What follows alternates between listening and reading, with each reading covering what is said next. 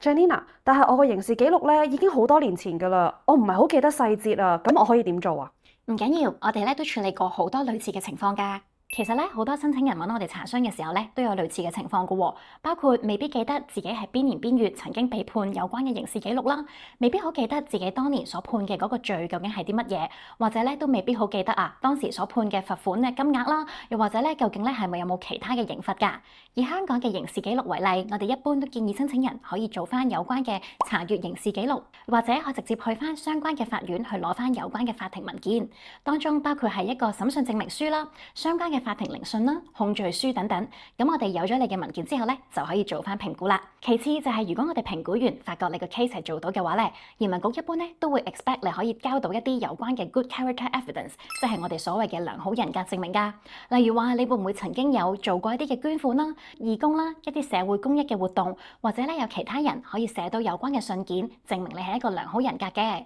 明白晒，咁我依家去申請翻啲法庭文件先。